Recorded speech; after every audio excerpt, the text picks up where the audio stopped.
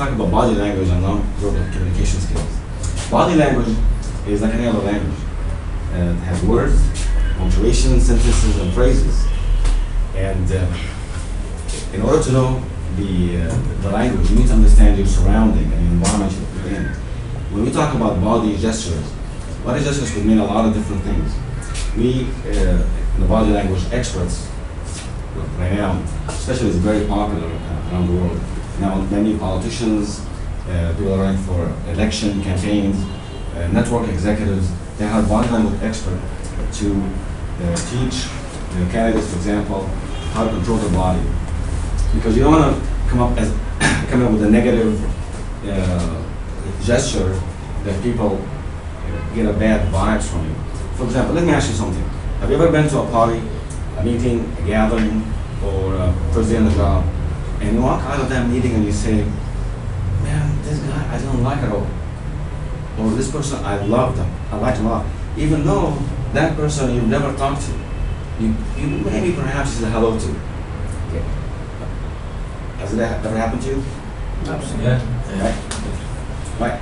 What happened is that person, their body language, that it gives you a feeling, what we call a gut feeling, or a woman would say, my intuition tells me that this person I like, or this person I don't like. So what exactly happened then? With that person, you get that vibe. People are running for, in America, for example, when you're running for an office, very famous alteration in a campaign that happened, for example, with Bill Clinton. Bill Clinton, when he was running for a campaign, he would point at people and he would say he's going to do things. During the campaign, he hired a body language expert, and they altered this move to this. And he started saying, I'm going to cut taxes. I'm going to help the poor. I'm going to do a lot of different things. They thought this is a gesture is more of an aggressive attack.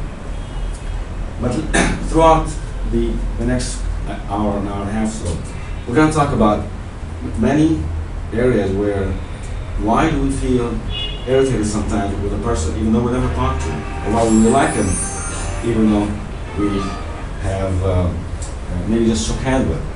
What happened is, are you a person who talk with an open palm? Yes. Or do you talk with a down palm? Well, let's try this. If you get stopped by a police officer, for example, what do? Please run. No, you do this. You do this. I didn't do it, right?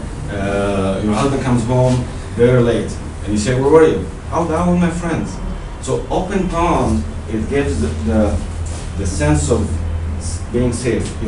What we call it in body language experts, no weapon palms. I mean, you can trust me. I'm easy. If I say, for example, if you're accused by stealing something, say empty your pocket. Say, man, I got nothing in my pocket, and you do your hands like this. So what happens is as soon as people feel ease and feel comfortable and feel they can trust you when you talk with your open palms. The other way around, people think that you're trying to hide something. All right. So let's say, for example, if I say, I want you to move over there, I want you to move over here, I want you to move over there. Do you feel threatened by anyone? Do you feel threatened? No. All right. Now, what happens if I say, I want you to move over here, I want you to move over there, and I want you to move over here? What do you feel now? More like percentage. A little bit that you're told to do so, right? Yeah. All right. Now what happens? And all that happened is just we move from this to this, right? Open, close. Open means you're open. You trust me. I have nothing to hide. I have no weapons in my hand.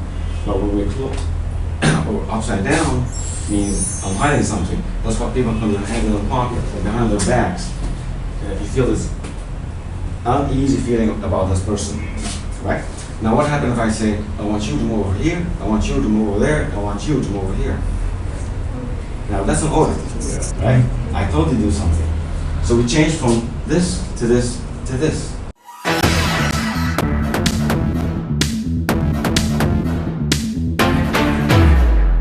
studies shows that if I'm talking to you and you're doing this, right, your perceptiveness drops by 40% of what I'm saying, right?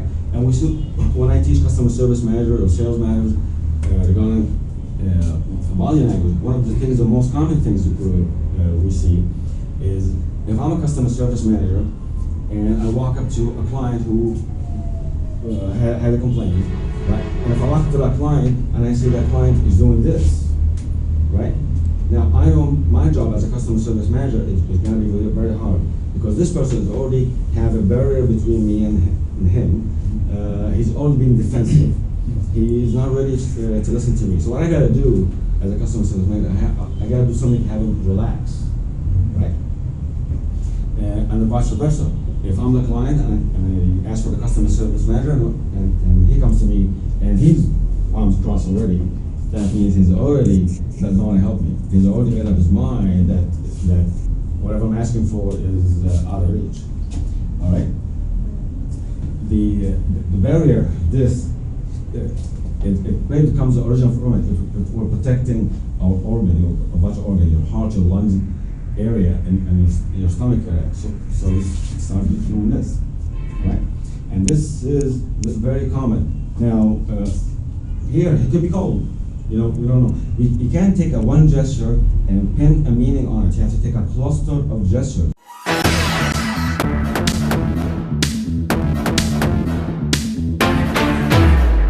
Let's say, imagine this for example. You're in a room somewhere at home, and you see or hear dishes being broken, right? And you walk up to that room and you see all the kids run away except one, and that kid doing this. Right? And what's the first thing you do?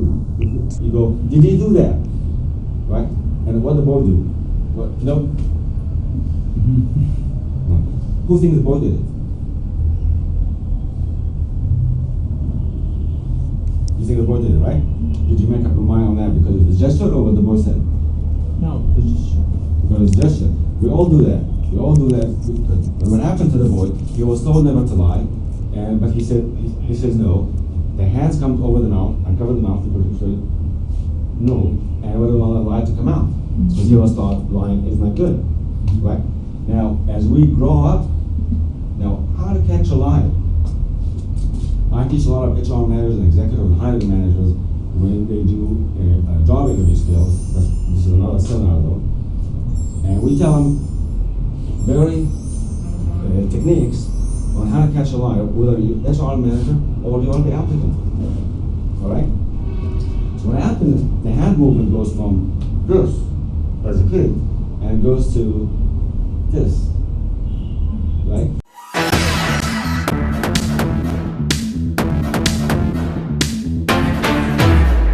Some other ways of catching a liar is they start getting hot, so they start pulling on the collar, right? Especially if they start pulling on the collar, right? When you know, if you ask me a question, and I know that you knew that I'm lying, start getting hot, right? Okay, they start pulling the pants, right? They start tapping the feet.